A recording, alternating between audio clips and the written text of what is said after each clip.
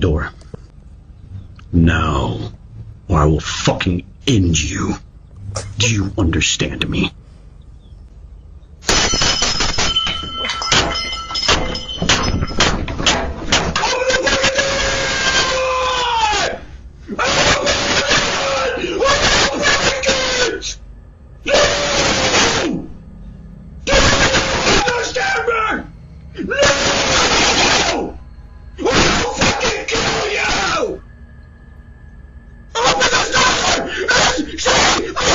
A Ring doorbell camera is designed to be a digital guardian, a silent sentry that watches when you cannot.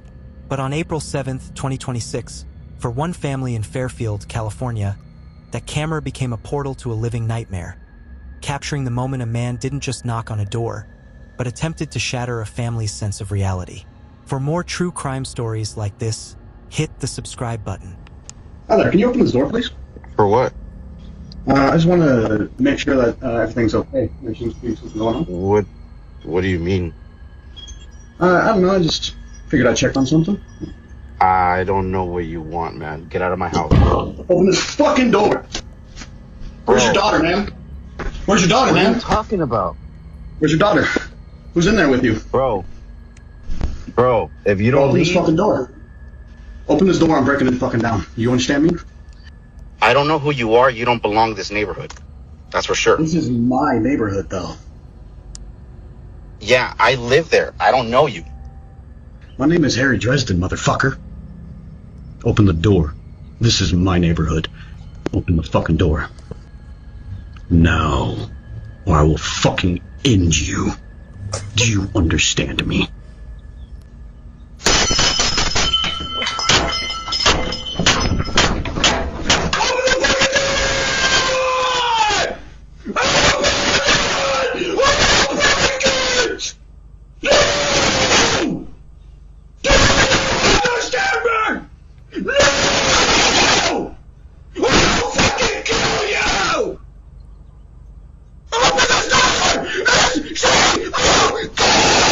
The footage that went viral starts with a calm, almost polite inquiry.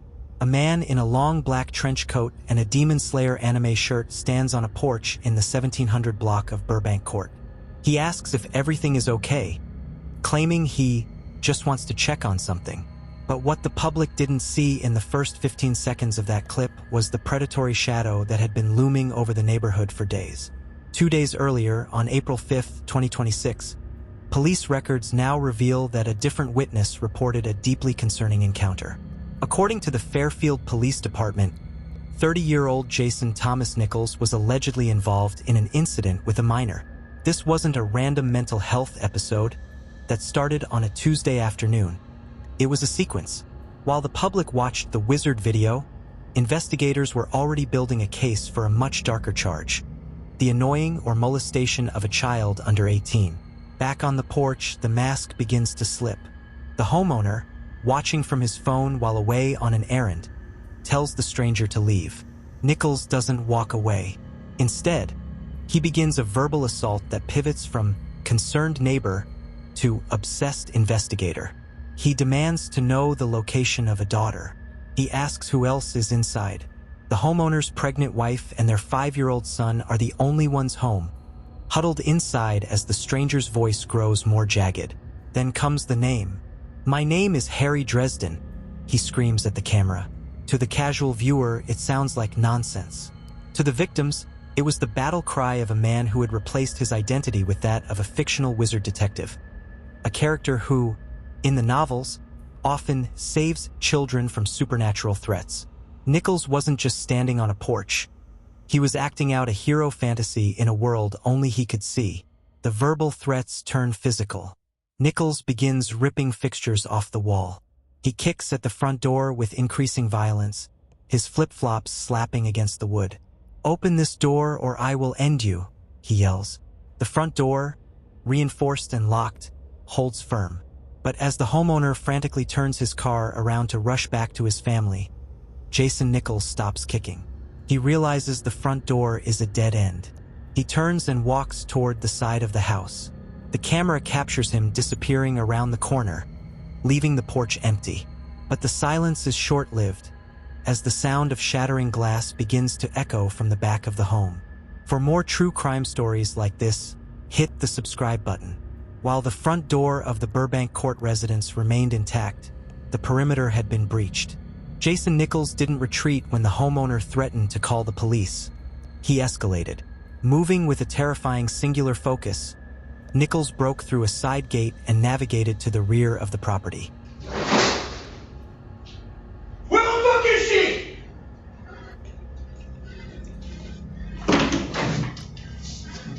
Huh? Victor, you around?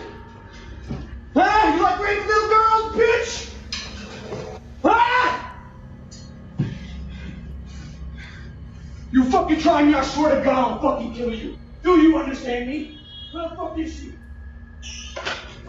You hey! Get the fuck out of my fucking house! Dumbass! You think you can fucking shot me, motherfucker? I will save that little girl, you bitch! There's no fucking girl. You fucking liar! I can hear her! I can fucking hear her! I can hear you! Bitch! You son of a bitch! I'll fucking kill you! I'll fucking kill you! Oh, you fucker! I'm giving you a chance right now, man. This is the third room, bro. I'm giving you a fucking chance. Get the fuck out of my house. This is the third room, bro. I'm telling you, get the fuck out of my house. Fairfield Police Department. Inside, the environment was one of pure survival. The pregnant mother, realizing the front door was no longer the only point of entry, grabbed her 5-year-old son. They didn't hide in a closet or under a bed. They retreated to the garage, a space that offered a slim hope of a secondary exit if the intruder found them. Forensic evidence later showed that Nichols used a heavy object to shatter the sliding glass door at the back of the house. The Harry Dresden persona was now fully unleashed. Once inside, he didn't head for valuables. He didn't look for electronics or jewelry. According to court filings and internal security footage, he began moving through the rooms, screaming, "Where is she? And what's in the third room?" The homeowner arrived minutes later, skidding into the driveway. He knew his wife and son were trapped inside with a man who had threatened to end them. He didn't wait for the sirens he could hear in the distance. He grabbed the first tool of defense he could find, a long-handled shovel. The confrontation inside the home was not the sanitized version seen in viral snippets. It was a raw, violent struggle for the life of an unborn child and a young boy. The homeowner confronted Nichols, who was still draped in his black coat, claiming he was there to help. When the homeowner demanded he leave, the physical altercation began. During the struggle, the shovel became a blunt force instrument of protection. Both men sustained significant head injuries, lacerations and contusions that would later require medical intervention at North Bay Medical Center.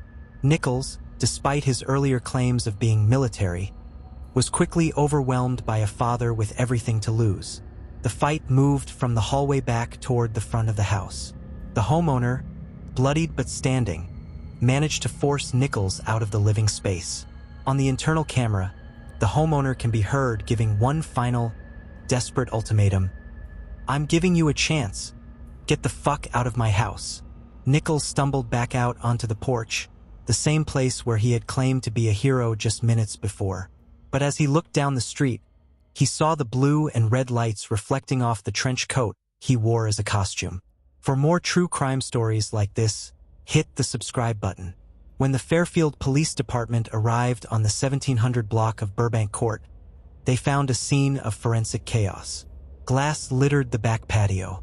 A decorative doorbell and wall fixtures lay smashed on the front porch.